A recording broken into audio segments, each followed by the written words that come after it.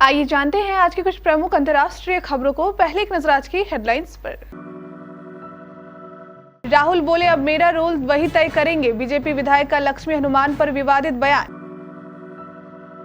उत्तर प्रदेश लोक सेवा आयोग की परीक्षा में चमके गांव और छोटे शहरों के सितारे। कुछ लोगों की रातों की नींद उड़ सकती है। शरद पवार के साथ मंच साझा कर शिंदे का उद्धव पर निशाना। आम आदमी पार्टी ने हिमाचल विधानसभा चुनाव के लिए जारी की प्रत्याशियों की दूसरी सूची। उत्तर प्रदेश में वाराणसी से आईएसआईएस का संदिग्ध गिरफ्तार। बड़ी साजिश के लिए बना रहा था ब्लैक पाउडर। हिंदी विरोध से आगे बढ़ चुका है तमिलनाडु। राजनीति के फेर में उलझे प्रस्ताव पर विधानसभा की मुहर। धरती से यूक्रेन का नामो निशान मिटा देंगे। पुतिन के फैसले से खुश हुआ दुनिया का सबसे खूंखार जल्लाद। उत्तर प्रदेश निकाय चुनाव की नवंबर में हो सकती है अधिसूचना जारी। 31 अक्टूबर से मतदाता पूर्ण निरीक्षण का काम। रामायण की सीता ने पार की बोल्डनेस की सारी हदें। फोटो देख फैंस को आई शर्म। और वार्म अप के बाद अब टीम इंडिया का असली इम्तिहान। संडे को पाकिस्तान से महामुकाबला। बिहार के एक भाजपा विधायक ने बुधवार को हिंदू मान्यताओं पर सवाल खड़े किए। उन्होंने लक्ष्मी और हनुमान की पूजा पर भी सवाल उठाए। मामला तूल पकड़ता देख उन्होंने कहा कि विपक्ष के लोग मुझे बदनाम करने के लिए विवाद खड़ा कर रहे हैं। अब बात सियासत की। मल्लिकार्जुन खड़गे कांग्रेस के नए अध्यक्ष बन गए हैं। कांग्रेस को 24 साल बाद पहला गैर गांधी अध्यक्ष मिला। उन्होंने शशि थरूर को 68,025 वोट से हराया। उधर आंध्र प्रदेश में कांग्रेस की भारत छोड़ो यात्रा के दौरान राहुल गांधी ने कहा कि मेरी भूमिका क्या होगी वह खड़गे तय करेंगे। उत्तर प्रदेश लोक सेवा आयोग की राज्य प्रवर अधीनस्थ सेवा परीक्षा 2021 के नतीजों में गांव और छोटे शहरों के सितारे चमके हैं। टॉप 10 की मेगा सूची में 2 बेटियां भी शामिल हैं। बुधवार शाम जारी परिणाम में आईआईटी खड़गपुर के छात्र रहे प्रतापगढ़ के अतुल कुमार सिंह अव्वल रहे हैं। वह अभी कोयंबटूर में फॉरेस्ट सर्विस ऑफिसर की परीक्षा ले रहे हैं। उन्नाव के अजयपुर पूर्वा की सौम्या मिश्रा दूसरे नंबर पर है। प्रतापगढ़ के माधांता निवासी टॉपर अतुल के अलावा प्रतापगढ़ शहर के अमनदीप ने तीसरा स्थान हासिल किया है।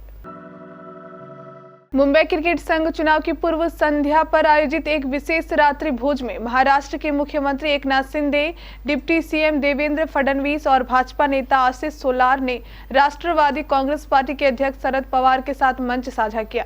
लेकिन शिंदे ने इस मौके का पूरा फायदा उद्धव को निशाने बनाने के लिए उठाया। शिंदे ने इस अवसर पर कहा कि पवार द्वारा उनके और अन्य भाजपा नेताओं के साथ मंच साझा करने से कुछ लोगों की रातों की नींद उड़ सकती है। हालांकि उन्होंने किसी का नाम नहीं लिया, लेकिन इसे पूर्व मुख्यमंत्री उद्धव ठाकरे की ओर से इंगित टिप्पणी माना जा रहा है। हिमाचल प्रदेश विधानसभा चुनाव के लिए सबसे पहले 4 टिकट फाइनल करने वाली आम आदमी पार्टी ने बुधवार को 54 प्रत्याशियों की दूसरी सूची जारी कर दी है। बुधवार देर रात जारी सूची के साथ ही आपने 68 में से 58 विधानसभा सीटों पर अपने प्रत्याशी उतार दिए हैं। यह सूची आपके प्रदेश अध्यक्ष सुरजीत सिंह ठाकुर व पार्टी प्रभारी हरजोत सिंह बैंस की ओर से जारी की गई है। भाजपा के वरिष्ठ नेता एवं पूर्व मंत्री रविंद्र सिंह रवि को सुलह से प्रत्याशी बनाया गया है। वहीं होशियार सिंह को ज्वालामुखी सीट से टिकट दिया गया है। पार्टी ने 3 महिलाओं को भी उम्मीदवार बनाया है। राष्ट्रीय जांच एजेंसी ने बुधवार को वाराणसी से आतंकी संगठन आईएसआईएस के एक संदिग्ध को गिरफ्तार किया है। जानकारी के मुताबिक गिरफ्तार संदिग्ध का नाम बासित कलाम सिद्दीकी है। वह नौजवानों का ब्रेन वॉश कर उन्हें आईएसआईएस में भर्ती कराने का काम कर रहा था।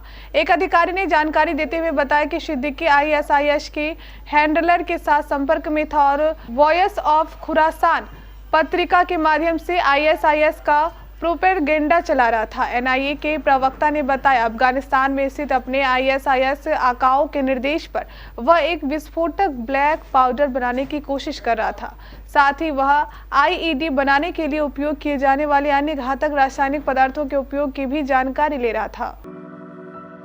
तमिलनाडु के मुख्यमंत्री एम.के. स्टालिन ने हाल ही में तमिलों पर हिंदी न थोपने के संबंध में प्रधानमंत्री नरेंद्र मोदी को एक लंबा पत्र लिखा।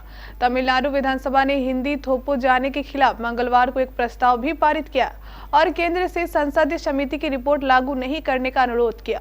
गौरतलब है कि गृह मंत्री अमित शाह ने हाल ही में राष्ट्रपति को रिपोर्ट भेजी है कि संसद की राज्यसभा समिति ने सिफारिश की है कि हिंदी भाषी राज्यों में IIT जैसे तकनीकी एवं गैर तकनीकी संस्थानों में उच्च शिक्षा में निर्देश का माध्यम हिंदी होना चाहिए और देश के अन्य हिस्सों में वहां की स्थानीय भाषा में शिक्षा दी जानी चाहिए।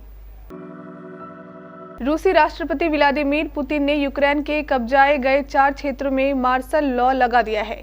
इन क्षेत्रों में मार्शल लॉ लगाने का सबसे पहले सुझाव चेचन्या के खूंखार कमांडर रमजान कादिरोव ने दिया था। कादिरोव ने ही पुतिन से आग्रह किया था कि उन्हें यूक्रेनी कब्जे वाले इलाके में मार्शल लॉ लगाकर कम क्षमता वाले परमाणु बमों का इस्तेमाल करना चाहिए। चेचेन कमांडर की सलाह के 18 दिन बाद पुतिन ने डोनेट्स्क, लुहांस्क, जापोरिजिया और खेरसॉन में सेना को अतिरिक्त अधिकारी दे दिए हैं। पुतिन के इस फैसले के बाद भी रमजान कादिरोव ने रूसी सरकार का धन्यवाद किया है। उन्होंने कहा कि अगर रूस की तरफ से एक भी गोली चलती है तो न केवल यूक्रेनी निर्णय लेने वाले केंद्रों पर हमला किया जाएगा बल्कि उन्हें पृथ्वी से ही मिटा दिया जाएगा। कादिरोव को पुतिन का सबसे बड़ा समर्थक माना जाता है। उत्तर प्रदेश में नगर निकाय चुनाव का समय नजदीक आ गया है। मतदाता पूर्ण निरीक्षण का कार्य अंतिम चरण में चल रहा है। राज्य चुनाव आयोग ने मतदाता पूर्ण निरीक्षण को लेकर एक अधिसूचना जारी की है, जिसमें बताया कि मतदाता सूची पूर्ण निरीक्षण 31 अक्टूबर से शुरू किया जाएगा। उसके बाद वोटर लिस्ट अंतिम प्रकाशन 18 नवंबर को होगा। संभावना जताई जा रही है कि मतदाता सूची पूर्ण निरीक्षण के बाद निकाय चुनाव की तारीख का ऐलान भी हो सकता है। माना जा रहा है कि आयोग नवंबर के दूसरे सप्ताह तक चुनाव के संबंध में अधिसूचना जारी कर सकता है। दरअसल उत्तर प्रदेश में नवंबर-दिसंबर में नगर निकाय चुनाव कराने की तैयारी की जा रही थी। 90 के दशक की रामायण आज भी लोगों को बहुत ज्यादा पसंद है। यह 90 के दशक में बहुत ही पसंदीदा टीवी शो हुआ करता था, क्योंकि इस शो का हर एक किरदार बहुत ही शानदार एक्टिंग करता हुआ दिखाई देता है। इस शो के हर किरदार ने लोगों के दिलों में अपनी जगह और पहचान बनाई है। इसी के चलते शो की सीता दीपिका चिखलिया ने भी लोगों के दिलों में अपने लिए सम्मान जगाया है। सीता का रोल करते करते लोग उन्हें भगवान मान बैठे हैं, लेकिन यह अब अपने बोल्ड लुक के कारण लोगों की चर्चा का विषय बन गई है। ऑस्ट्रेलियाई धरती पर T20 वर्ल्ड कप 2022 का आयोजन हो रहा है। 16 टीमों के इस वर्ल्ड कप में रोहित शर्मा की कप्तानी वाली भारतीय टीम पर सभी की निगाहें हैं। 23 अक्टूबर को भारतीय टीम अपने अभियान की शुरुआत पाकिस्तान के खिलाफ मुकाबले से करेगी। पिछले T20 वर्ल्ड कप में भारत को पाकिस्तान के हाथों 10 विकेट से शर्मनाक हार का सामना करना पड़ा था। ऐसे में भारतीय टीम पिछली हार का बदला चुकता करना चाहेगी। भारतीय टीम ने पाकिस्तान के खिलाफ मेलबर्न में होने वाले इस ब्लॉकबस्टर मुकाबले से पहले खूब प्रैक्टिस की है और कुल 3 वार्म अप मैचों में भाग लिया। सबसे पहले उसने पर्थ में वेस्टर्न ऑस्ट्रेलिया के खिलाफ 2 प्रैक्टिस मैच खेले, जिसमें भारत को पहले मैच में जीत और दूसरे में हार का सामना करना पड़ा।